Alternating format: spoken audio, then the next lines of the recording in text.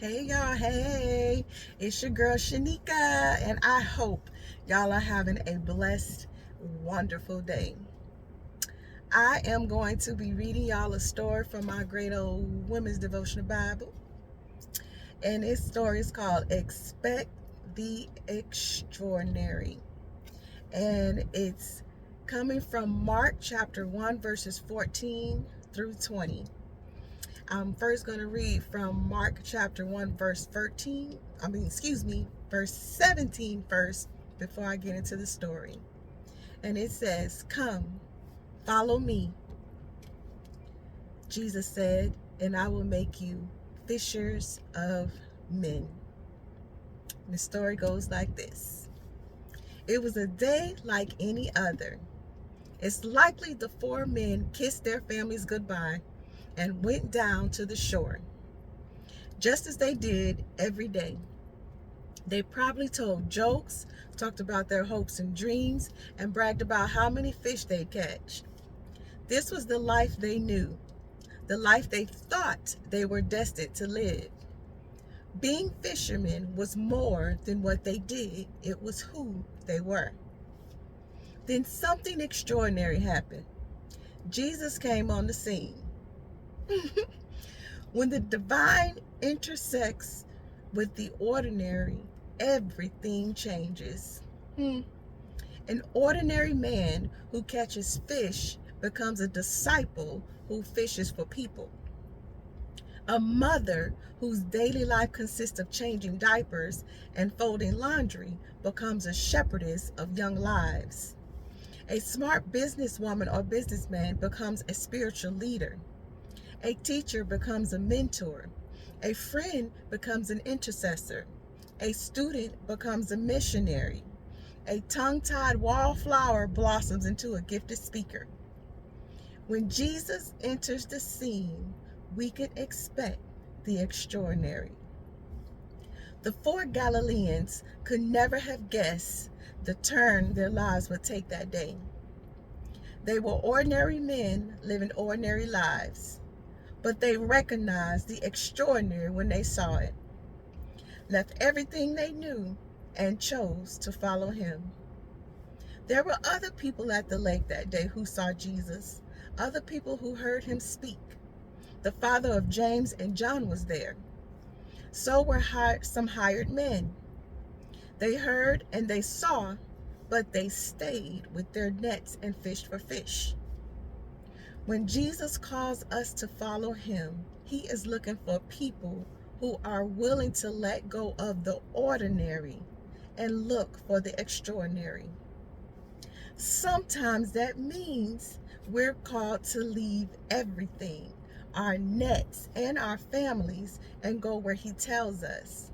Other times, following him means we keep doing what we've been doing, only with the shift in our perspective. We still do laundry, but as we do, we remember that we serve the God of holiness. We still do business, but we remember that it's all kingdom business. We still go fishing, but now we fish for people as well as fish. Some reflection questions for you all. When you heard our Father call you for the first time, what changed for you? Second question, do you identify more with the men who left everything to follow Jesus, or with those who stayed with their nets? And I'm going to tell y'all, when our Father called me 10 years ago and I hung the phone up, I was that man, the men who stayed with their nets, and my life took a turn for the worse. I mean, it was horrible. However, when he called me again and I chose to get up and follow him and leave all of that BS behind and follow him, my life definitely changed to the extraordinary. The third question was, Jesus called fishermen to become fishers of men. What is he calling you to do today? Y'all, about 20 something years ago, I left everything behind, my family and everybody, and joined the military and embarked on an adventure of my life. And when I retired, life got more, got hectic and everything. And I was called again, but in a total different way than leaving my family and everyone behind to join the military. I didn't realize when our Father called me for this journey that I'm on right now, that I would have to leave even more people behind. Not just family and friends, but my old patterns, the old way of living. And I think that is something that a lot of people are afraid of. Like if you're still out there partying and clubbing and drinking and smoking and gossiping and being toxic and negative and matrix stuff, a lot of people don't want to let that go and think that they're missing out on something if they answer God's call. And I'm here to tell y'all ain't missing out on nothing. You can pay me to go back to doing the things that I used to do, because there's nothing over there. It's not worth it. It's stressful. It's toxic. It's a weight. I mean, if you're still being a part of those things, just what benefit does it serve you? Is it serving you at all?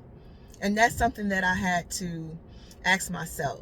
There was nothing extraordinary about the life I used to live. It was an ordinary life, and it was ordinary because everybody was doing it. It's extraordinary when you leave all of that behind and become your own unique individual that stands out from the crowd, that does the opposite of what everybody else expects you to do. It's extraordinary when our Father wakes you up and tells you to follow him. It's a narrow path. It's the narrow righteous path. And it's a struggle if you're still around people who are still living ordinary lives, because they don't understand you. You understand them, but they don't understand you and why you've changed so drastically and why you no longer want to do the things that you used to. And it can be difficult for everyone, when you want to change your life, but you're still around people who are still doing those ordinary things. But I'm telling you right now, follow our Father, surrender to our Father, and those things that should not be a part of your life, people, places, and things, will fall to the wayside and you will not miss them. I'm telling you, it is better to live an extraordinary life with our Father than to live an ordinary life of the world and what everybody else is doing. I'm here to testify and tell you it is. But I just wanted to share that story with you. Expect the extraordinary when you follow our Father and surrender your life and leave that ordinary life alone. It ain't nothing over there for you. Thank you. God bless you. I hope y'all enjoy the rest of your day. Please like, share, and subscribe, and leave your comments below. I love you. Thank you. Bye.